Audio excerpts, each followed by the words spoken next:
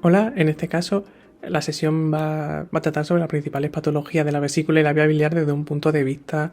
ecográfico. Vamos a hacer una introducción al principio sobre algunos puntos a tener en cuenta en la exploración tanto de la vesícula como de la vía biliar. Y es que el paciente debe acudir con una ayuno de 6 y 8 horas para ver que la vesícula esté distendida, poder explorar su contenido y la vesícula de manera óptima. Aquí incluso debería recomendarse no fumar porque la nicotina se ha visto que tiene efecto sobre la contracción de la vesícula biliar y puede limitar su valoración. Y vamos a utilizar de manera general una sonda convex y vamos a situarnos a nivel subcostal o intercostal para la mejor valoración de esta zona. Vamos a emplear fundamentalmente cortes axiales, longitudinales y oblicuos, y las recomendaciones serán explorar al paciente en decúbito supino, pero también la movilización de este, sobre todo hacia decúbito lateral izquierdo, para poder evaluar mejor el contenido de la vesícula biliar o diferenciar algunas de las patologías que veremos, donde será importante valorar la movilidad que tengan en la imagen. Además podremos ayudarnos de movimiento del paciente, sobre todo de inspiración o de valsalva, para obtener imágenes en situaciones en las que sean un poco más difícil de valorar la pared la vesícula o el parénquima, ayudándonos de los movimientos respiratorios del paciente. Aunque no siempre va a estar disponible y no siempre tenga o juegue un papel importante, la ecografía con contraste puede sernos de utilidad en ocasiones para diferenciar, por ejemplo, el contenido inerte tanto del interior de la vesícula como de las vías biliares, como puede ser el barro o la hemobilia, de un tejido vascularizado, sobre todo en caso de que haya dudas, para el diagnóstico de neoplasia o pólipo. Además, nos va a ser de utilidad también, como veremos, en el diagnóstico de algunas complicaciones de la colecistitis aguda, y va a servir para hacer un diagnóstico diferencial, sobre todo entre lesiones benignas o la colecistopatía crónica con la neoplasia. Habitualmente se va a utilizar una dosis de contraste entre 1,2 y 2,4 mililitros, y vamos a diferenciar una fase arterial temprana, donde se va a producir un hiperrealce de manera en condiciones normales, y un posterior lavado de isorrealce en la fase venosa.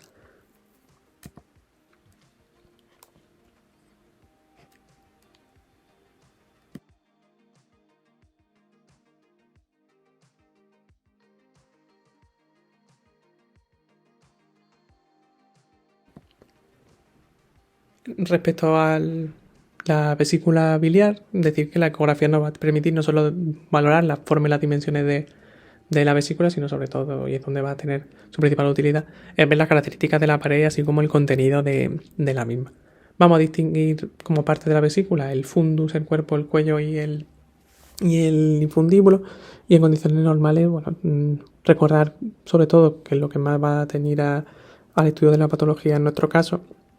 que el grosor de la pared normal va a ser de menos de 3 milímetros, y que vamos a poder distinguir en algunos casos tres capas, con una primera capa hiperecogénica interna, que va a corresponder a la mucosa, una hipoecogénica intermedia, que sería la muscular, y una hiperecogénica externa, que daría referencia a la capa serosa. Van a existir diferentes variaciones anatómicas de la vesícula biliar, sin que esto implique una patología. Sobre todo la presencia de algunos pliegues que pueden llevarnos a confundirnos con el diagnóstico de litiasis, porque van a hacerse hiperecogénicos, pero como veremos cuando veamos las características de estas, pues no dejarán sombra o no serán móviles. Además, decir que existen vamos a poder ver en situaciones en las que la vesícula la encontremos más distendida o más colapsada. En algunos casos van a corresponder a situaciones patológicas, como puede ser una obstrucción biliar o un abdomen agudo, en el caso de la vesícula distendida, una obstrucción biliar distal o un abdomen agudo, pero también muchas veces con situaciones de ayuno o incluso en patologías como la cirrosis, la diabetes o el hipotiroidismo. Y por su parte vamos a ver la vesícula colapsada cuando no hay ausencia de ayuno, o en algunas patologías como la colecistopatía crónica, o cuando exista una obstrucción del hepático, o en algunos casos en los que se produzca una obstrucción del hepático común, como veremos durante la presentación. La principal patología a nivel de la vesícula biliar va a ser la presencia de colelitiasis, que es la patología más frecuente, generalmente con mayor riesgo de aparición en mujeres. Habitualmente los cálculos van a ser de colesterol hasta en un 80% de los casos y un 20% serán de bilirrubinato cálcico o de etiología infecciosa. La imagen ecográfica característica va a ser una imagen hiperecogénica que deja una sombra posterior y que va a ser útil, pues bueno, bajar la ganancia para no eliminar esa sombra cuando haya dudas, y que es móvil al cambio postural, por lo que es interesante hacer el movimiento, invitar al paciente a que se mueva durante la exploración hacia el cúbito lateral izquierdo, por ejemplo, para ver cómo se moviliza. La ecografía es la técnica más sensible es una técnica bastante sensible para el diagnóstico. Sin embargo, la econdoscopia o la resonancia tiene una sensibilidad superior. Va a ser importante hacer el diagnóstico diferencial con otro contenido que podemos ver en la vesícula, como puede ser el barro biliar, como veremos a continuación, o los pólipos, como veremos más adelante, y como hemos visto antes, con los pliegues que se pueden formar en el infundíbulo, y también con la presencia de bilis en movimiento, que puede dar una pequeña imagen hiperecogénica, con la presencia de gas intestinal, que va a dar también una imagen hiperecogénica con algo de sombra. Sin embargo, a pesar de que la ecografía es bastante sensible, vamos a tener algunas limitaciones, sobre todo en pacientes que tengan mala ventana ecográfica, porque se interponga gas, o porque sean pacientes sobre todo pacientes obesos, cuando las litiasis sean de muy pequeño tamaño y no dejen sombra, o sea, difícil valorar si estas se mueven, cuando los cálculos se sitúen en el infundíbulo, porque van a ser generalmente menos ecogénicos y van a ser más difícil de movilizar, y además van a poder molestarnos los pliegues del propio infundíbulo. Y además en las vesículas atróficas, que van a ser vesículas pequeñas en las que se va a ver una imagen típica, que es una línea ecogénica curva con un doble arco que va a corresponder a una línea ecogénica que sería la pared, una hipoecogénica que sería la bilis y una nueva hiperecogénica que sería el cálculo. Pues bueno, va a ser, por las sombras que deja, difícil de valorar la presencia de litiasis. En estos casos, bueno, va a ser más sensible, por ejemplo, el uso, como hemos dicho, de técnicas como la econdoscopia o la colarresonancia. En relación al barro biliar, vamos a ver en la vesícula la presencia de una bilis saturada, que se va a corresponder a la presencia de cristales tanto de colesterol como calcio o mucina, que se va a asociar a la presencia de colelitiasis o a alguna de las causas de estasis que hemos visto anteriormente, y que hasta en un 15% de los pacientes va a derivar en la presencia de litiasis a posterior. La imagen ecográfica típica es un contenido denso con ecos con unos ecos finos, y se va a distinguir de las colelitiasis en las que aunque sí es móvil, no va a dejar sombra, y además va a dejar un nivel ecogénico que se va a ver en zona de Cleaver. En ocasiones el barro biliar va a formar un conglomerado denso que no va a ser móvil, y en el que puede plantearse la duda y ser necesario un diagnóstico diferencial con una neoplasia, lo que tendrá utilidad, como hemos dicho anteriormente, la ecografía con contraste. Hablar también que en ocasiones la vesícula puede llenarse por completo puede estar completamente llena de un barro muy denso, de una ecogenicidad similar al parénquima, y haga que sea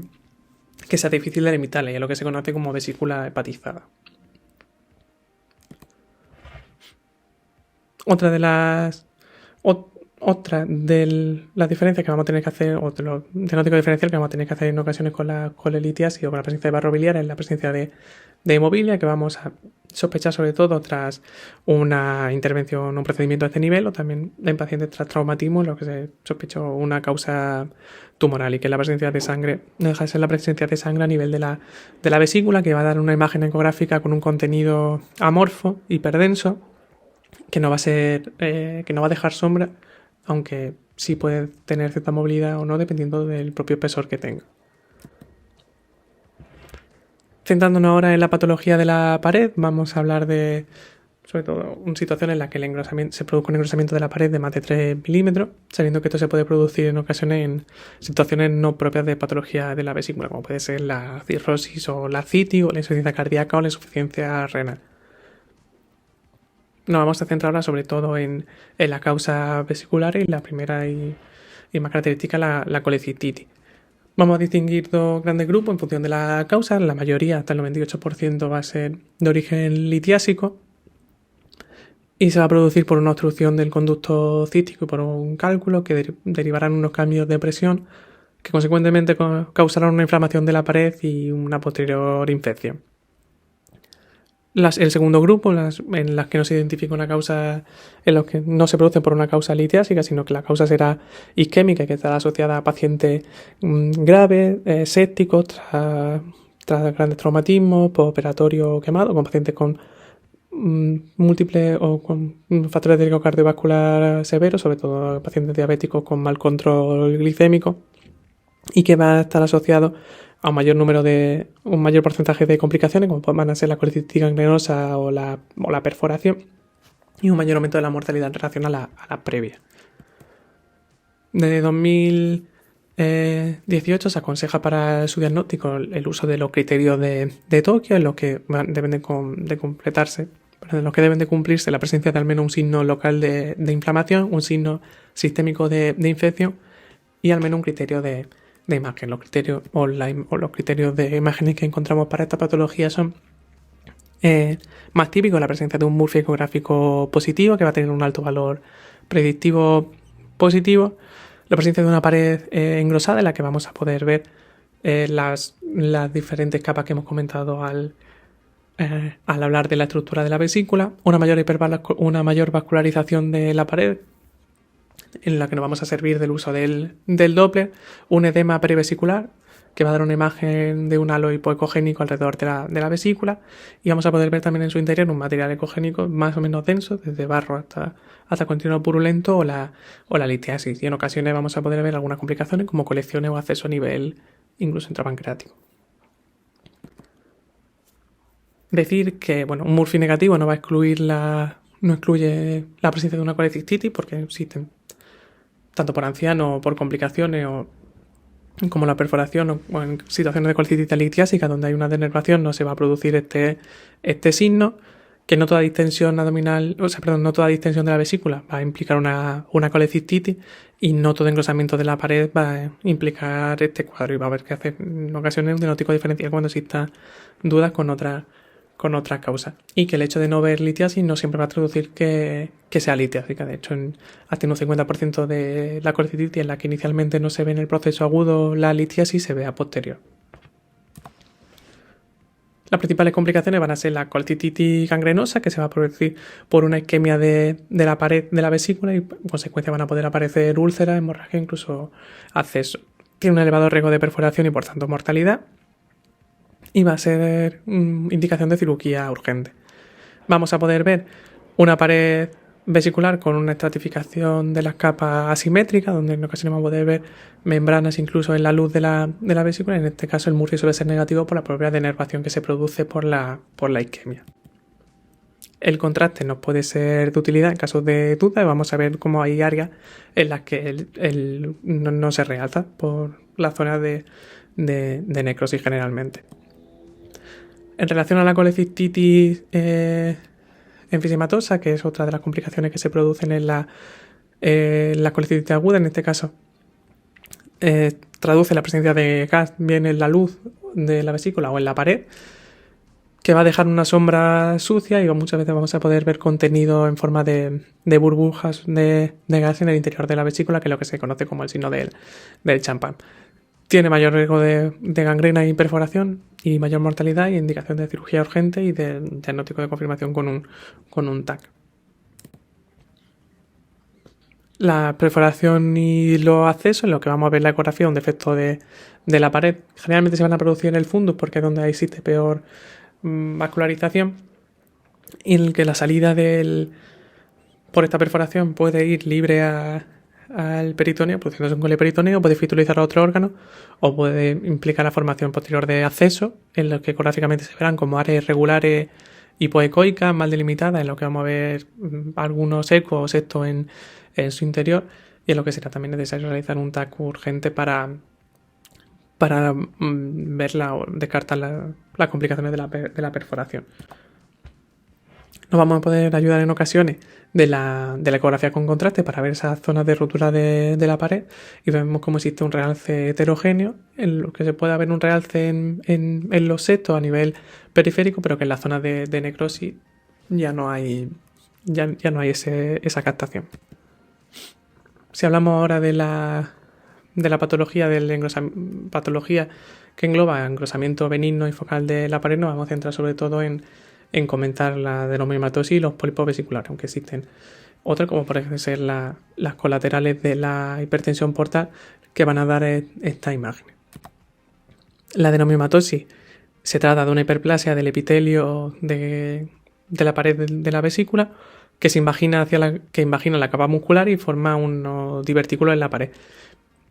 No tiene potencial maligno y en la ecografía lo que se va a ver es ese engrosamiento de la pared con la formación de los quites y en su interior la acumulación en ocasiones de barro o litiasis, dando esa imagen de foco ecogénico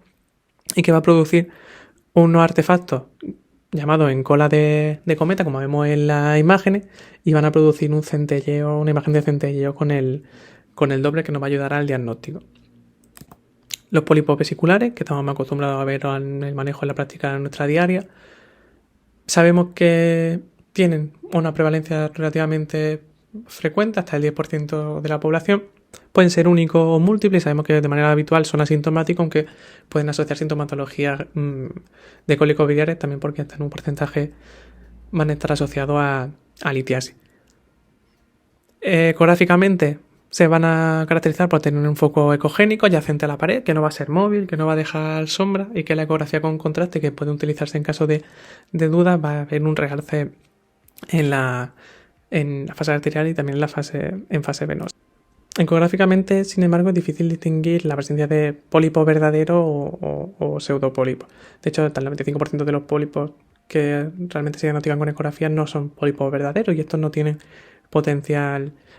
maligno. Además, sabemos que la neoplasia de vesícula biliar en nuestro medio es bastante infrecuente y todo esto hace que en el seguimiento se plantee en la última guía una estrategia en la que no nos vamos a centrar porque no es el objetivo de la presentación, pero en la que dejamos aquí el algoritmo. Sobre el adenocarcinoma de vesícula, el tumor más frecuente en países como Asia, Sudamérica o Europa del Este, que habitualmente tiene un mal pronóstico porque no suele dar sintomatología hasta situaciones más avanzadas en las que ya el pronóstico es infausto. Y a nivel ecográfico vamos a identificar diferentes patrones según también el estadio de la enfermedad. La forma más habitual de encontrarlo es en forma de masa intravesicular, que es en estadio ya más avanzado, en la que vemos una masa heterogénea, incluso con área de necrosis, donde vemos que se pierde el contorno de la pared y podemos ver vasos tortuosos con el Doppler o incluso con la litiasis a nivel del tumor. Un patrón infiltrante en lo que veríamos en estadio, digamos, intermedio, y en lo que se caracterizaría por un engrosamiento irregular de la pared de la vesícula, con una pérdida del patrón de las capas normales y pudiendo perder también el límite con el parénquima hepático. Y en situaciones más precoces vamos a ver una masa polipoide tortuosa de más de 1 centímetro, con foco hipoecoico, con algún punteado ecogénico e irregular. Para el diagnóstico va a ser útil especialmente el uso del contraste. En este caso se va a caracterizar por un realce arterial y un rápido lavado venoso. Vamos a poder ver también con el contraste la presencia de vasos irregulares, como existe una disrupción de las capas, e incluso nos va a poder permitir en ocasiones ver si existe infiltración hepática. Es decir, que la ecografía con contraste nos va a permitir para el diagnóstico diferencial de los pólipos malignos una sensibilidad y especificidad especialmente alta en las lesiones mayores de 1 centímetro.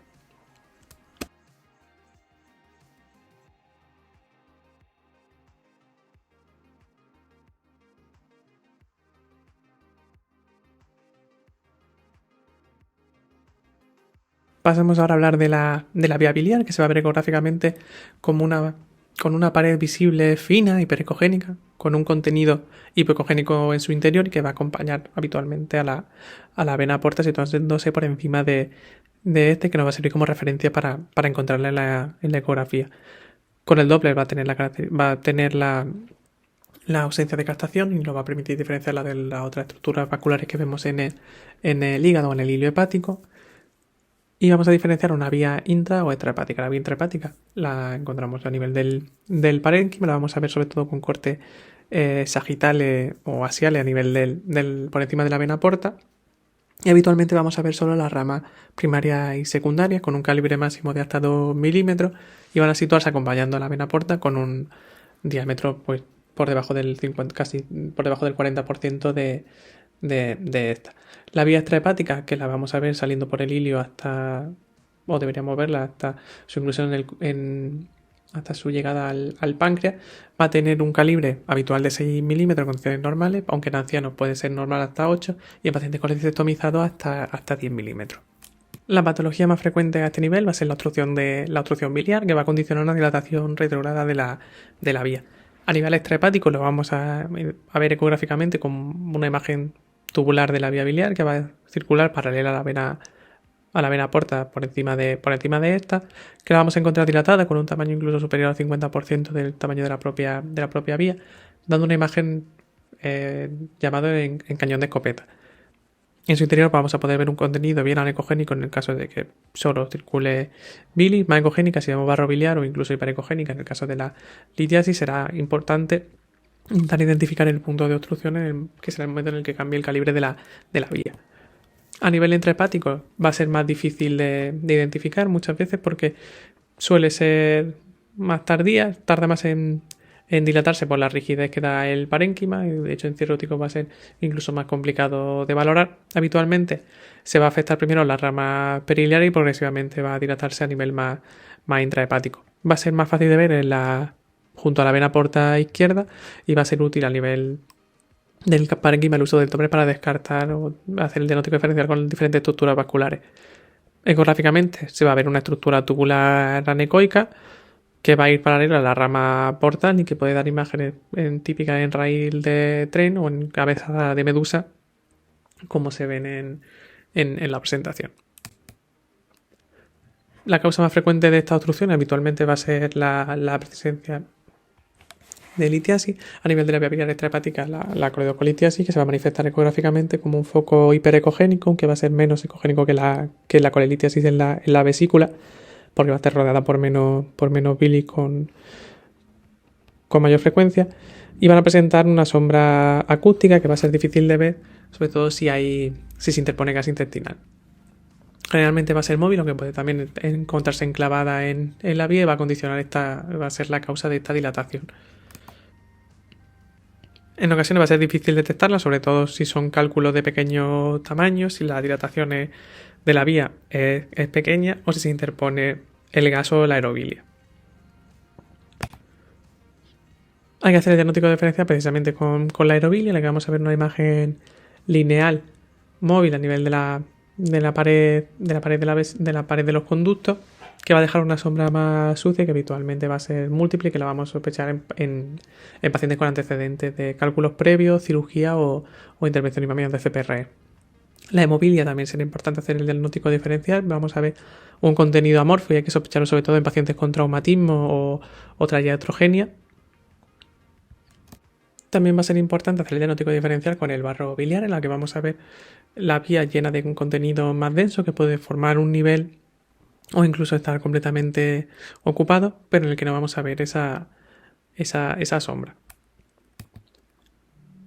La obstrucción biliar a nivel de la vía biliar intrahepática por litiasis o por hepatolitiasis generalmente van a ser secundarias o que vengan migradas, digamos, de la vía biliar extrahepática y de manera menos frecuente van a estar en relación con causas primarias como puede ser la colangitis clonasante primaria, la enfermedad de Caroli o la estenosis biliares, y mucho menos en secundarias infecciones tanto por parásitos como bacterianas. Son un factor de riesgo de colangiocarcinoma y ecográficamente se va a ver como una imagen hiperecogénica en los conductos biliares intrahepáticos con una sombra y que va a dilatar esta vía. Va a ser importante, además de con la aerobilia y con el barro biliar, como hemos visto anteriormente, hacer el diagnóstico diferencial en este caso con los granulomas calcificados, que van a dar una imagen también hiperecogénica similar a la litiasis con una sombra, pero que no van a circular paralelo a las ramas portales y que no van a dilatar la vía. Otras causas menos frecuentes en nuestro medio, pero bueno, que también sería relativamente importante conocer, sería la presencia de obstrucciones por parásitos, por ejemplo, en nuestro medio sospecharlo en pacientes con quistes hizatídicos por una posible fistolización, o menos frecuentes por parásitos como Ascaris lumbricoides o fasciola hepática. Se van a manifestar ecográficamente como unas líneas ecogénicas que van a ir paralelas a los conductos biliares. Pueden ser únicas o múltiples y habitualmente móviles, aunque pueden no verse el movimiento. Y la colangiopatia portal, en los casos de pacientes cirróticos con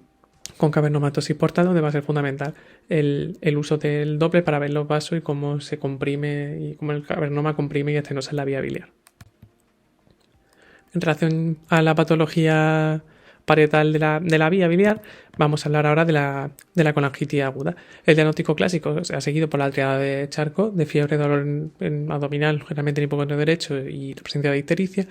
aunque desde 2018 se recomienda el uso de los criterios de Tokio de manera similar a los que hemos visto en la colecistitis,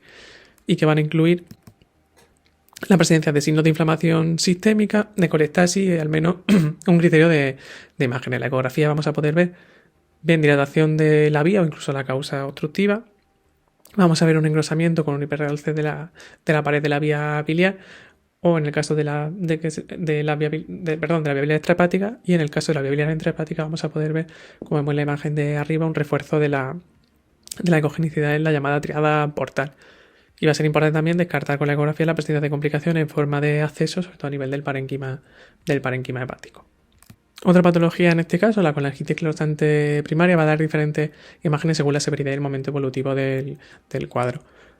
Va a afectar tanto la vía biliar intra o extrahepática, aunque la ecografía no es la técnica más sensible para el diagnóstico inicial, sí va a ser buena para el seguimiento de la enfermedad. Ecográficamente, como hemos dicho, vamos a poder ver diferentes imágenes. Habitualmente vamos a ver un engrosamiento irregular de los conductos biliares con dilataciones saculares previas a esa estenosis. A nivel de la vía portal, de la vía intrahepática, vamos a ver foco ecogénico en la triada portal, y en ocasiones vamos a poder ver incluso litiasis a nivel de los conductos. Sabemos que se asocia al mayor riesgo de colangiocarcinoma, y es también importante explorar tanto la vía biliar extrahepática como la vesícula para descartar neoplasia a este nivel, y también el parénquima para confirmar si existen datos ya evolutivos de cirrosis hepática. Otra patología menos frecuente van a ser los quistes biliares y la enfermedad de Caroli. Son unas malformaciones congénicas que van a manifestarse por más dilataciones quísticas en el árbol biliar, y que ecográficamente se van a caracterizar por formaciones quísticas anecoicas que se van a comunicar con los conductos biliares, y en ocasiones incluso vamos a poder identificar litiasis dentro de los conductos. Es importante explorar las paredes bien para descartar la presencia de colangiocarcinoma, que sabemos que se asocia a esta entidad, y valorar en el parénquima datos de cirrosis hepático y hipertensión portal, que configuraría el llamado síndrome de Caroli. En relación, por último, a la patología neoplásica de la vía biliar, vamos a hablar del colangiocarcinoma, que sabemos que tiene diferentes patrones de crecimiento y diferentes localizaciones, diferenciándose entre intrahepática,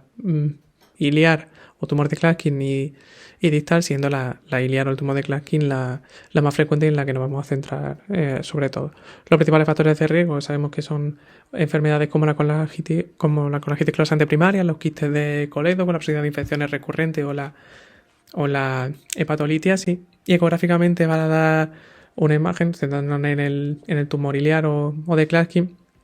de una dilatación de la vía biliar intrahepática con un stop abrupto, una amputación abrupta del conducto, que es importante explorarlo hasta el ilio, y en ocasiones vamos a poder ver la vesícula o la vía biliar extrahepática colapsada por la disminución del flujo. Conforme va progresando la enfermedad, va a ser posible ver engrosamientos irregulares de las paredes de los conductos, incluso ver una masa heterogénea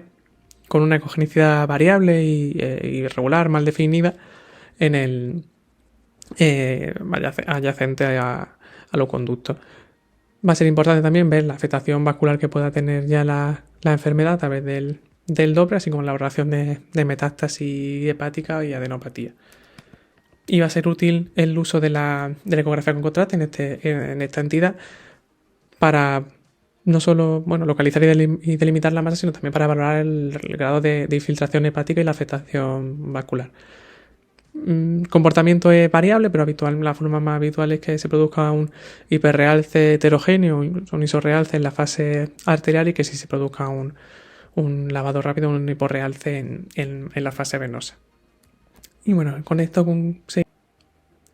podríamos concluir el repaso de las principales patologías desde el punto de vista al menos ecográfico, tanto de la patología de la vesícula biliar como de la vía biliar.